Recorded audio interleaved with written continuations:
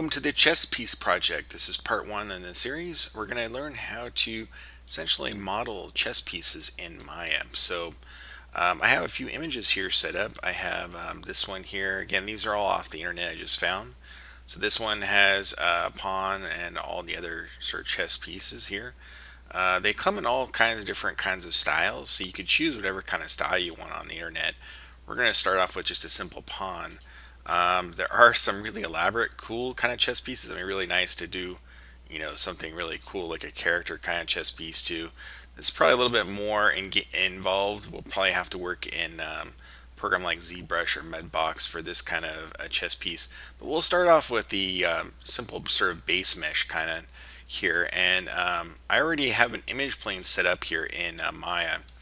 And what you want to do to start off this whole thing is create a project. So you go to File, Project window, create a new project. I've already done that.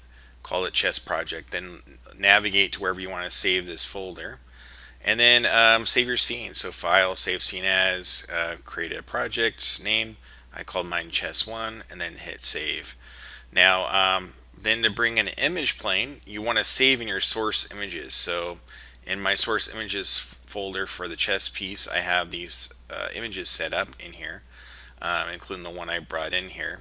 And so once you do that, you just go to your side view, which would probably be the best perspective to choose, and then go to View, and then go to Image Plane, and then choose Import Image. Once you do that, you select the image you want, which mine already has been selected. I click Open, and then it's in here. Once it's in here, then you can move it around. So you can select it and grab the Move tool and move it about. With me, what I wanted to do was kind of center the pawn here on this center mark here. So I just kind of lined it up to line up on the center. Now it is, the top is lined up to the top here, and the bottom isn't quite at the bottom, and I'm going to show you how to correct this later on. But this is how we would use this as a frame of reference. So I've already done one here just to show you kind of what one would look like. Let me turn off the grid temporarily. It is below the grid, but you can kind of see I use this path here to create a revolve, and this is a polygon mesh, so we actually use polygon geometry, not NURBS geometry.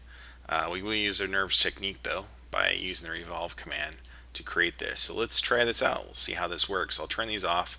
We'll go to the side view again, and what we're going to do is we're going to create a curve along here.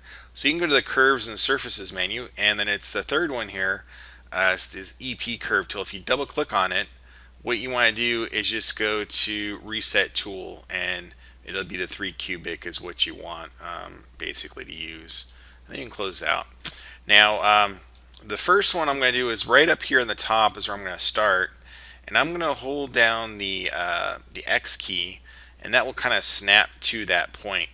That'll be, it's basically saying that's the grid. And then I'm going to click along here, and it's okay if it's not perfect as I click, because we're going to be able to move this curve later on.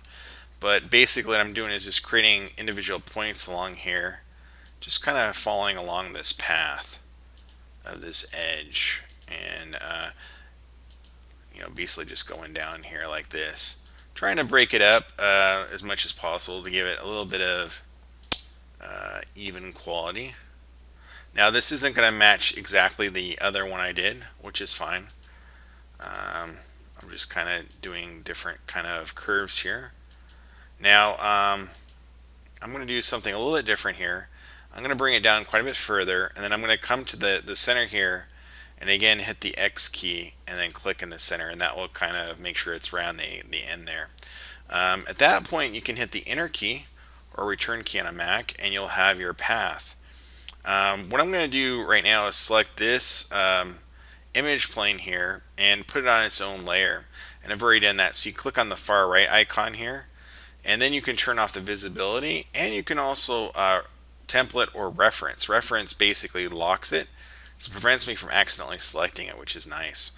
The other thing I want to do before I actually do that is select the image plane in here, and we're going to drop the alpha grain here. Is kind of think of it like the opacity, and this is in the channel box here, so make sure you open up the channel box here, and it's the alpha gain. We're going to type in maybe 0.5. We'll try 0.5. And then, oh, looks like, let's see, 0.5. There we go. So it makes it a little bit dimmer. It's just a little easier on the eyes so I can see my path a little bit easier. So now I'm going to click my, select my curve here.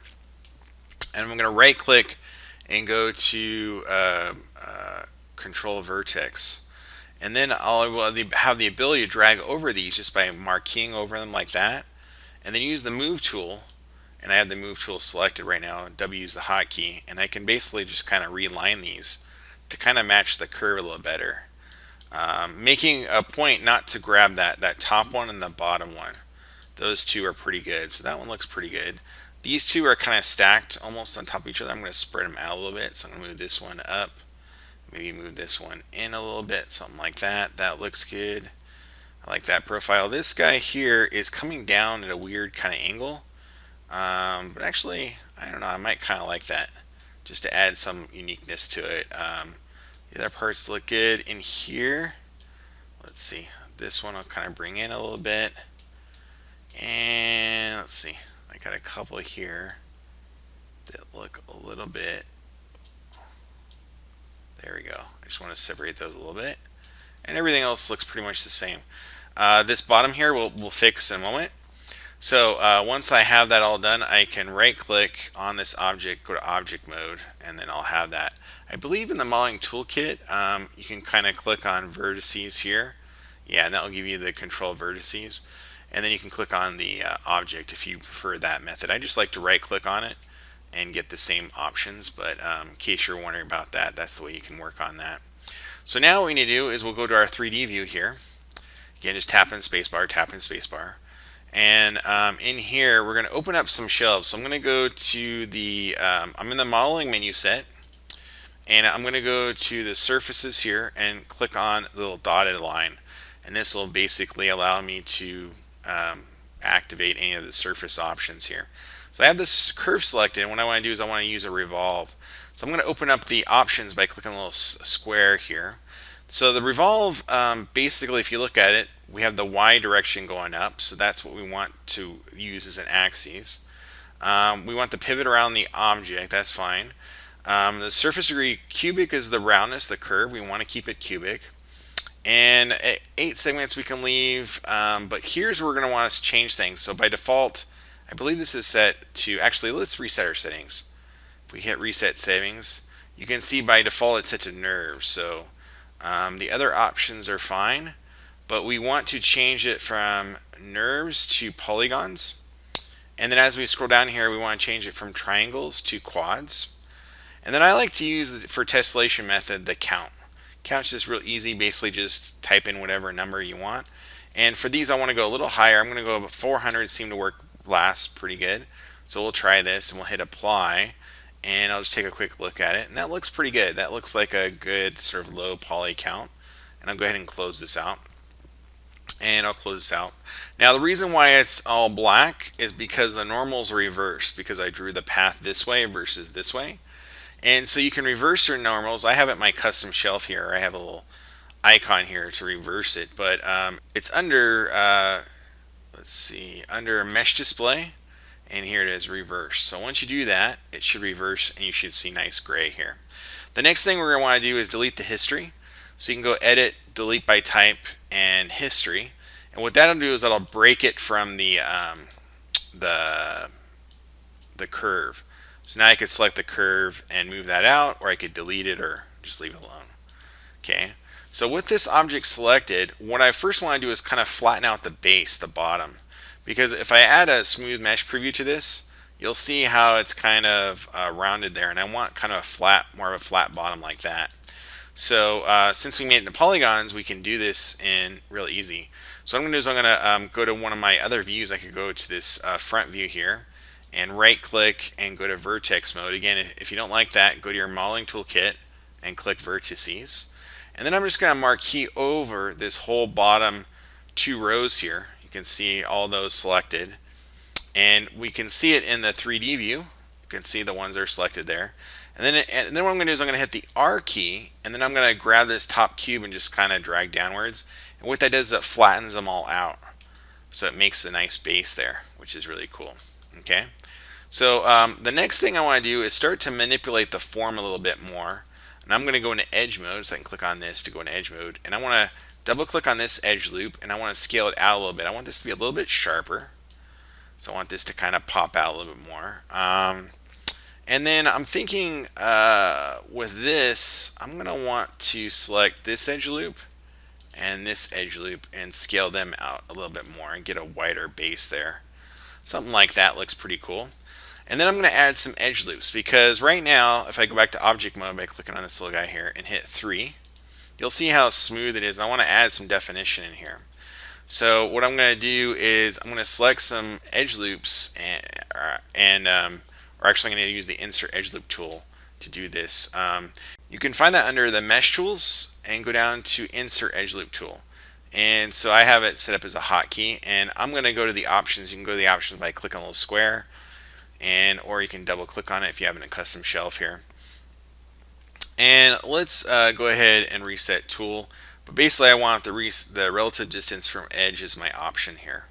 So I'm going to click out on the arrow and select my object again, then click on the insert edge loop tool, and then I'll click anywhere on here that I want to add some visible detail. So what I want to do is I want to click underneath here, and I want to sharpen this point a little bit. So by adding an edge loop on the top and bottom, it'll create a sharper point right there. The other thing is I want this top to be a little bit sharper as it comes down. So by adding an edge loop there, it'll kind of do that. If I want this to be sharper in the inside part, I just add an edge loop there and another one there. And you could do this through beveling, but I think for this small detail, just adding a few edge loops will kind of do the same thing. There's a little more sharpness there. Now here I don't mind if it has a little bit of roundness. Maybe one edge loop here, just kind of sharpen up that little bit.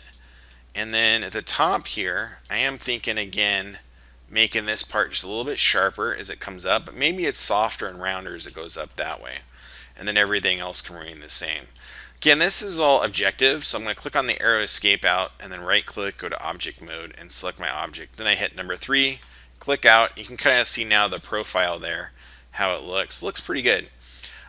This bottom one looks too rounded to me, so I'm going to fix that real quick by adding some sharpness along here too.